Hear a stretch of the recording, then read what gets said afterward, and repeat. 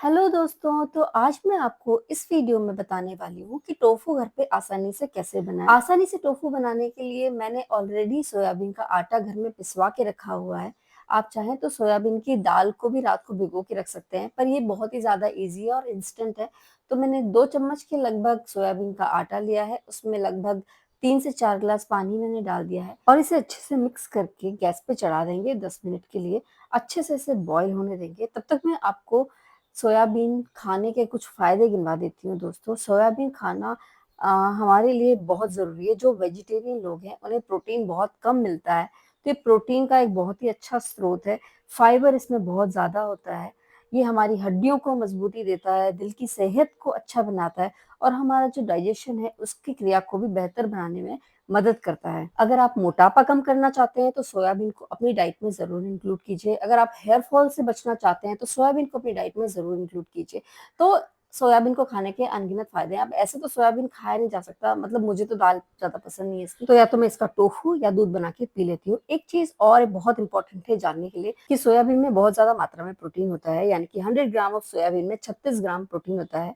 तो जितनी हमें प्रोटीन की रिक्वायरमेंट होती है, वो अधिकतर इससे पूरी हो सकती है। बट हाँ, एक चीज़ है जानने के लिए और ज़रूरी कि ज़्यादा प्रोटीन खाएँगे तो ज़्यादा एक्सरसाइज़ भी करनी पड़ती है उसको डाइजेस्ट करने के लिए। तो सिर्फ़ प्रोटीन को ध्यान में रख के हमें हमारी डाइट को नहीं बनाना चाहिए, उसे एक्सरसाइज़ करके डाइजेस्ट भी करना चाहिए। एनीवेज़ हमारा दूध यहाँ पे रेडी हो चुका है। अब इसे फाड़ने की प्रक्रिया के लिए मैं लूँगी यहाँ पे विनेगर और उसको करूँगी डाइल्यूट। डाइल्यूट करेंगे हम पानी से। लगभग 4 चम्मच के लगभग हमने यहाँ पे विनेगर लिया है और उससे डबल हम यहाँ पे पानी डालेंगे और दूध को थोड़ा ठंडा करके फिर हम फाड़ना इसको शुरू करेंगे और ये बहुत अच्छे से फट जाता है। मतलब पूरा विनेगर भी इसमें नहीं जाता है और धीरे-धीरे अपने चमचे को चलाते हुए हम इसे फाड़ेंगे। इनफैक्ट इसको स्टेबल भी रहने देंगे थोड़ी देर के लिए और आप देखेंगे कि ये जैसे हम दूध को फाड़ते हैं ना, दूध का पनीर बनाते हैं, ये एग्ज़ैक्टली वैसे ही फट जाता है और इसमें एक गिल्ट फ़ील होती है दूध में कि वो जो पानी होता है ना, वो वेस्ट हो जाता है। यहाँ पे एटलीस्ट हमें पता है कि यहाँ पे सिर्फ़ पानी था, जितना सोयाबीन था वो सब फट के एक साइड बन के क्रम्बल होके निकल चुका है। तो सिर्फ़ और सिर्फ़ पानी ही इसमें वेस्ट होता है और वेस्टेज इसमें कुछ भी नहीं होता है। यानी कि हमने 2 चम्मच अगर आटा डाला था, तो पूरे 2 चम्मच के लगभग ही, मतलब वही जितना सोयाबीन हमने डाला था, उतना ही सोयाबीन का हमारा टोफू बन के आया है। मैं पनीर से टोफू पे स्विच हो चुकी हूँ क्योंकि मैंने ये चीज़ जानी है कि जो लोग लैक्टोज़ इंटॉलरेंट होते हैं या जिन्हें दूध से बनी हुई चीज़ों से एलर्जी होती है, जैसे मुझे कफ़ हो सकता है, तो इसलिए मैं दूध वाली चीज़ों को अब अवॉइड करती हूँ। तो जिन लोगों के लिए भी दूध से बनी हुई चीज़ें थोड़ी-सी भी नुकसान करती हैं, उन लोगों के लिए ये बहुत ही अच्छा सोर्स ऑफ प्रोटीन है। प्रोटीन के साथ-साथ टोफू में कैल्शियम, आयरन और अदर न्यूट्रिएंट्स भी होते हैं। व्हेयरएज़ अगर हम पनीर की बात करें तो उसमें न्यूट्रिएंट्स भी होते हैं, प्रोटीन भी होता है, कैल्शियम भी होता है, लेकिन साथ-साथ फैट भी होता है। तो अगर हम वेट लॉस पे हैं, तो टोफू एक बहुत ही बेहतरीन अल्टरनेटिव है। अब क्रम्बल टोफू को हम एक कपड़े से ढक करके उसके ऊपर एक बहुत ही भारी चीज़ को रख के उसे 2 से 3 घंटे के लिए साइड में रख देंगे ताकि वो अच्छे से उसका पानी एकदम निकल जाए और एकदम टाइट टोफू बन के हमारे सामने आए। अब यहाँ पे ना एक चीज़ है कि कई लोग ना ये बोलते हैं कि टोफू में ना बड़ी अजीब-सी स्मेल होती है, तो क्योंकि ये दाल से बना है और हमें पनीर की स्मेल की आदत है, तो टोफू की स्मेल की हमें आदत नहीं होती है।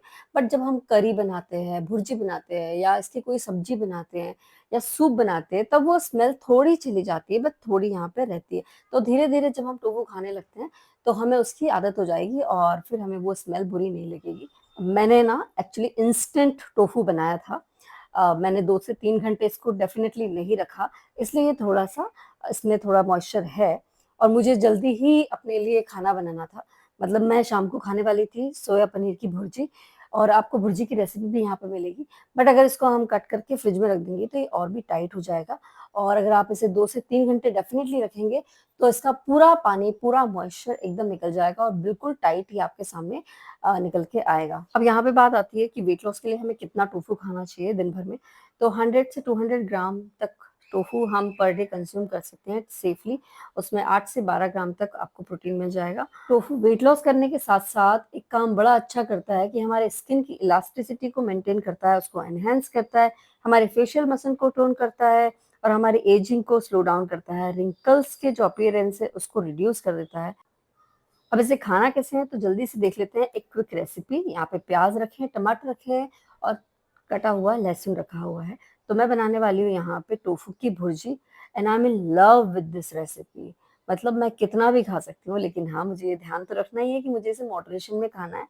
जितनी भी टोफू मैं बना रही हूँ आज यहाँ पे, ये हम 3 लोगों के लिए, यानी कि एक-एक कटोरी हम तीनों को ऑलमोस्ट 100 एंड 150 ग्राम के लगभग हम तीनों में ये सर्व हो जाएगा। तो प्याज़ डाले, लहसुन डाला और टमाटर डाला और नमक, मिर्च और हल्दी डाल कर के बस बन गया हमारा पनीर भुर्जी। बहुत ही लाजवाब रेसिपी है ये और आप बनाना ज़रूर और प्लीज़ मुझे ना कमेंट सेक्शन में ज़रूर बताना कि आपको कैसी लगी ये रेसिपी। इसे किसी भी रोटी के साथ खा सकते हो। मैं तो डेफ़िनेटली अभी गेहूँ की रोटी बहुत कम खाती हूँ, रागी, ज्वार या बाजरा की रोटी खाती हूँ और अपने अभी वेट लॉस रिजाइम पे मैं अभी उस प्रोसेस में हूँ। तो मेरे साथ-साथ आप लोग भी अपना वेट लॉस कीजिए और ज़रूर ये रेसिपीज़ बनाइए और बना के मुझे ज़रूर कमेंट बॉक्स में बताइए कि आपको कैसी लगी ये रेसिपी। एंड हाँ, अगर आपको मेरा चैनल पसंद आता है तो आप लोग प्लीज़ लाइक, कमेंट, शेयर और सब्सक्राइब करना ना भूलें ताकि आपको ऐसी वीडियोज़ आगे भी देखने को मिलती रहें। सो bye, have a nice day, Radhe Radhe.